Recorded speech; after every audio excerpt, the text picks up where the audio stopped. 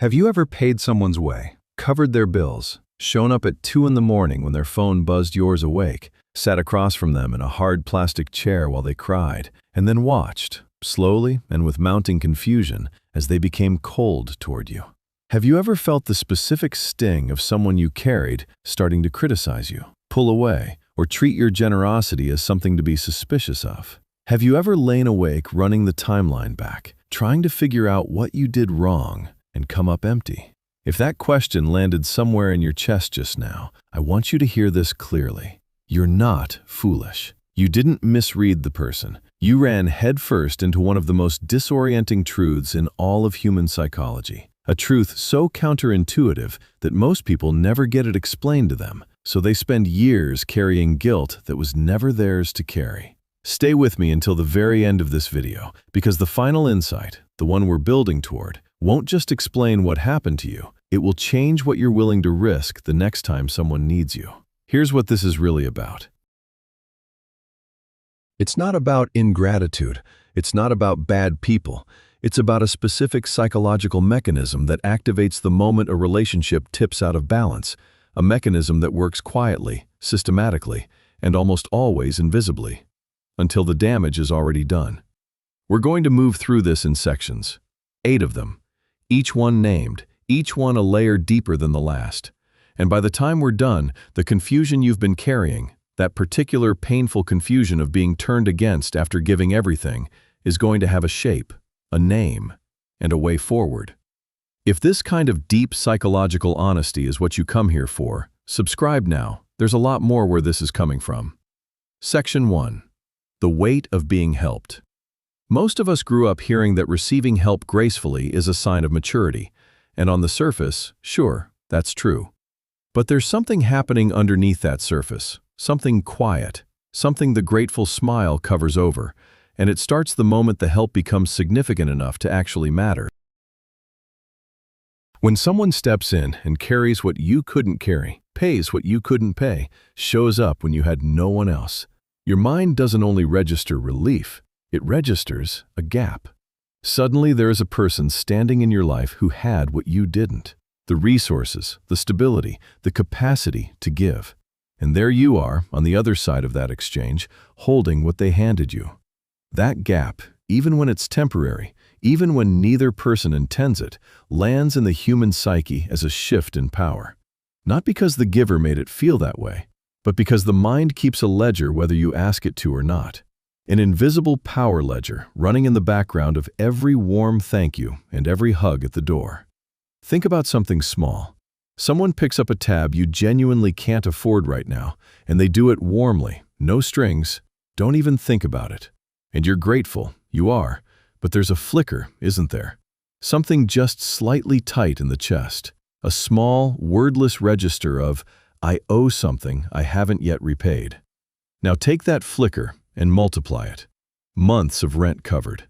A job introduction that changed someone's entire trajectory. Years of emotional presence during someone's hardest chapter. What does that small, tight flicker become when it's been sitting in someone's chest for that long? That's where this mechanism gets dangerous. Because debt, left without an exit, doesn't stay still. It moves. And the direction it moves in, that's what we're unpacking next. Section 2. When debt has no exit. Here's what makes this particular kind of debt so corrosive. A financial debt, you can pay it back. You can Venmo someone, hand them an envelope, shake on it, and the account is settled. Both people feel it close. But emotional debt doesn't work that way. There's no transaction that clears it. No moment where the ledger resets and you both walk away equal. And unrepayable debt does something specific to the human mind. It generates shame. Not the sharp, quick shame of a mistake, the low, grinding kind that sits in the background of every interaction with the person you owe. The kind that makes their phone call feel slightly heavy before you even pick up. Shame, though, is not a feeling most people can sit with for long. It's too exposed, too raw. So the mind starts looking for somewhere to put it, some way to convert that helpless, indebted feeling into something that has a little more power behind it. And what the mind reaches for, almost every time, is anger. This is what researchers who study social relationships call displaced emotion. But let me translate that into what it actually feels like. It feels like finding reasons, small reasons at first. He's a little arrogant, you think. She always has an opinion. He makes me feel like I need to explain myself. None of it quite adds up, but the reasons keep coming, and they keep pointing at the same person, the one who helped you most. That's the emotional debt spiral in action. Shame converts to irritation. Irritation looks for justification. Justification finds fault. And fault, once it's found, feels like permission to create distance, permission to stop owing. The person who gave everything watches the distance grow and has absolutely no idea why. Because from the outside, none of this is visible. It just changes the temperature of things. And the change in temperature is only the beginning. Section 3. The One-Way River. What we've been describing so far, the ledger, the shame, the slow conversion into irritation, doesn't happen in a single conversation. It happens across time. And time is what makes it so hard to see coming. There's a well-documented pattern in how human relationships work. When the exchange between two people stays lopsided for long enough, the person on the receiving end starts to feel the relationship itself as a source of discomfort. The whole thing. The phone calls, the shared meals, the familiar voice, all of it starts to carry a faint weight that wasn't there before. And here's what's so disorienting about this. The giver doesn't change. They just keep being who they are. Warm, available, generous. But to the person carrying the imbalance, that warmth starts to feel like pressure. That availability starts to feel like a reminder. Each interaction quietly restates what the other person can't repay just by existing. Think about what that does to someone's sense of themselves. Not just the debt, the wound beneath it. The wound to their sense of being capable, self-sufficient, someone who stands on their own. That wound is what I'd call wounded autonomy. The feeling that your independence was undermined, even if no one meant to undermine it. And once that wound is open, the relationship stops feeling like a source of warmth. It starts feeling like a mirror held too close. Nobody wants to sit with a mirror that shows them at their most helpless, so they push it away. They push you away. Gradually, just a slow, steady withdrawal that the giver notices but can't explain. The distance is almost polite at first, just less warmth, less contact, less of the ease that used to come naturally. And then, one day, the politeness runs out. Section 4. The mirror they hated. When the politeness runs out, what replaces it is something more pointed, criticism. A sharpness in conversations that wasn't there before. Comments that land just slightly wrong, not cruel enough to call out, but not quite kind either. And if you've been on the receiving end of that shift, you probably did what most people do. You searched yourself for the cause. What did I do? Did I say something? Did I push too hard? Am I too much? Here's what I want you to understand. That anger, the sharpness, the criticism, the distance, is almost never really about you. It's about what you witnessed. You were there during their most exposed moment. You saw them when they had nothing to stand on. You saw the version of themselves they work hardest to keep private. And for some people, carrying that knowledge in someone else's hands is genuinely unbearable. So what happens? The mind does something remarkably predictable. It redirects. The discomfort of feeling small gets converted into irritation toward the person standing closest to that memory. You. Not because you judge them, but because every time they look at you, the memory surfaces, the helplessness surfaces, and the mind, trying to protect them from that feeling, says, the problem is him, the problem is her. This is resentment functioning as a kind of self-restoration. The anger doesn't feel irrational from the inside, it feels justified. It feels like finally seeing you clearly. That's what makes it so convincing, and so hard to argue against. And here's the part that makes this really sting. The closer you were to them in their hardest moment, the more present, the more generous, the more irreplaceable, the more likely you are to become the target. Proximity to the wound makes you the carrier of it in their mind. The people who show up the most fully are often the ones who pay for it. That's not a reason to stop showing up, but it is a reason to understand what you're walking into. And we're getting there. Section 5. You are not the crime scene. So let's say it plainly, because most people who've been through this never hear it said out loud. If someone turned cold after you helped them, if they drifted, criticized, pulled away, or made you feel like the problem in a situation where you gave everything, that is not evidence that you gave wrong. It is not evidence that you read them incorrectly. It is not a sign that your generosity was naive or misplaced. What it is evidence of is this, that another person's inner architecture couldn't hold what you offered without cracking under the weight of it. That is a structural problem in them that was present long before you arrived. You didn't create it. You just happened to be the person standing closest when it gave way. There's a difference, and this matters, between causing harm and triggering discomfort. You triggered discomfort. Not because you did something wrong, but because real help, genuine presence during someone's hardest chapter will always make that chapter harder to forget. You became associated with a version of them they'd rather not remember. That's the psychology of debt and wounded pride doing exactly what it's designed to do. And yet, most people who've been in your position spend months, sometimes years, quietly turning this over, replaying conversations, second-guessing their own motives, wondering if they gave too much or in the wrong way or with the wrong face on. The self-blame lands so naturally because you're the one left with the confusion, and confusion, without an explanation, almost always turns inward. Let it stop turning inward now. You are not the crime scene. You are just the witness to something in them they weren't ready to face. That realization won't fully take the sting away, but it does something important. It frees up the question. Because instead of asking, "What did I do wrong?" you can finally start asking the one that actually matters. How do I make sure this doesn't keep happening? Section 6. How to give without becoming a target. The answer isn't to stop giving. I want to be clear about that, because after everything we've just walked through, it might feel like the logical conclusion. Just pull back, protect yourself, keep your generosity closer to your chest. But that's not protection. That's just a different kind of damage. The real answer is to change the architecture of how you give. Because the dynamic we've been tracking, the imbalance, the shame, the slow conversion into distance and resentment, that doesn't happen every single time one person helps another. It happens most reliably when the help creates a gap with no bridge back. When the person receiving has no path toward feeling capable again, no way to restore their sense of standing on their own ground. So the first shift is this: help in ways that put the other person's hands on the wheel, not yours. If someone is struggling with a decision, don't make it for them. Think through it with them. If someone needs a skill they don't have, show them how. Don't just do it. Slower, messier, less efficient, yes.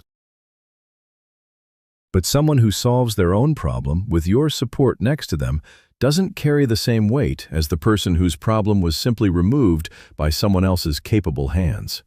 The second shift is about limits. An open-ended offer of help feels generous to give and bottomless to receive. A bounded, specific act. I can help you with this particular thing, through this particular stretch, gives the exchange a shape. Debt with a ceiling is psychologically manageable. Debt that feels infinite is suffocating. And the third shift, this one is quiet, but it matters enormously. Let the giving go. Once you've helped, release it. Don't reference it, don't circle back to it, don't let it sit between you as an acknowledged fact. The help that earns the most resentment is often the help that keeps getting mentioned. Give it. Then let it disappear into the other person's life like it was always theirs. That's not naive. That's the only version of generosity that doesn't carry a cost for both of you. Section 7. The price of giving freely. There's one more thing that needs to be said, and this is the part most generous people resist hearing. If you want to give in a way that doesn't quietly set the stage for what we've been describing, you have to be genuinely willing to receive nothing back. Not eventually, not after some appropriate amount of time. Nothing. No gratitude acknowledged, no loyalty earned, no place in the story they later tell about how they got back on their feet. I know that sounds like a high bar, But stay with this for a moment. The hidden accelerant in so many of these situations isn't the giving itself, it's the silent expectation running underneath it. A background assumption, never spoken aloud, that what you gave entitles you to something. Loyalty maybe, a certain warmth, the security of knowing they'd show up for you the way you showed up for them. That expectation is entirely human. It's also the thing that turns a gift into a transaction neither person agreed to. When you give with that quiet expectation intact, you've created a contract the other person never signed. And when they inevitably fail to honor it, because they're drowning in shame or distance, or the whole mechanism we've been tracing across this video, you feel the gap between what you gave and what came back. And that gap feels like betrayal. But a portion of that pain belongs to the expectation, not just to them. Giving from surplus means checking yourself honestly before you extend the help. Can I afford this emotionally or financially? That's the surface question. The deeper one is, if I give this and it disappears into their life without a trace, without a thank you, without a single nod back in my direction, am I actually okay with that? If the answer is yes, give, freely, without the receipt. If the answer is no, then what you're offering isn't quite a gift yet. And that's worth knowing before you hand it over. The most painful betrayals in generous people's lives aren't always caused by the other person's darkness. Sometimes they're caused by an expectation that was always too heavy for the giving to carry. Section 8. If you were the one who received. Everything we've covered so far has been addressed to the person who gave, but I want to pause here, because some of you listening to this right now aren't recognizing yourself in the giver at all. You're recognizing yourself in the other one. You can think of someone, maybe a friend, a sibling, someone who showed up for you during a period when you had nothing to offer back. They carried something for you that you couldn't carry yourself. And somewhere in the months or years that followed, without fully intending to, you cooled. You found reasons to pull back. You told yourself the relationship had run its course, or that they were difficult, or that you'd simply grown apart. But sitting with this video right now, something is shifting. What you felt back then wasn't ingratitude, not at its root. It was the weight of a debt you had no way to balance, pressing down on top of a wound that already existed before they arrived. A wound to your sense of being someone who stands on their own, who doesn't need rescuing. They didn't create that wound. They just had the misfortune of being present while it was open. The resentment you eventually felt, the irritation, the distance, the fault-finding, that was your mind trying to restore something, trying to feel solid again by making the gap between you feel deserved rather than shameful. It was a very human kind of self-protection, wearing the mask of indifference. You can't undo what happened. The distance you created may have calcified. The person who helped you most might now be one of the people you speak to least. That's a real loss, and it belongs to you to sit with honestly, not to explain away. But understanding it now, clearly, without flinching, that matters. Because the next time someone shows up for you in a hard moment, you'll know what that pull toward distance actually is. And maybe this time, you won't follow it. Section 8. The final truth. Here's the thing nobody puts at the beginning of a video like this, because it would give too much away too soon. Most of the people who turned against you after you helped them were not, at their core, bad people. They were people who received something they didn't have the inner structure to hold without it pressing on every insecurity they carried. The capacity to accept help without shame, to stay close to the person who saw your weakness and didn't flinch, that's not a given. It's something that has to be built. And it gets built slowly, over years, through a kind of self-honesty that most people never quite find their way to. That capacity, most people haven't built it yet. Which means the question that matters now isn't, why did they do that to me? You already have that answer. The mechanism is clear. The pattern has a name. What matters now is the question you ask yourself going forward about who you want to be inside relationships where this dynamic is always a possibility. Do you want to be the kind of person who stops giving because the risk is real? Or the kind who learns to give cleanly, with clear edges, without the quiet need to be repaid in loyalty or memory, and who, when the resentment surfaces anyway, can see it for what it is without being undone by it. Because here's what I want you to carry out of this video. The confusion you've been living in, that particular disorienting pain of giving everything and watching it curdle, that confusion was never a sign of weakness in you. It was a sign that you were operating without the map. You had the instinct to give. You just needed to understand the territory. You have the map now, and that changes something. But the next time you feel that familiar pull, to give more, to stay longer, to rescue, you'll know what questions to ask before you do. That small pause, that single clear question, is the whole difference. If this kind of honest, uncomfortable psychology is what you come here for, subscribe. There's a great deal more where this came from.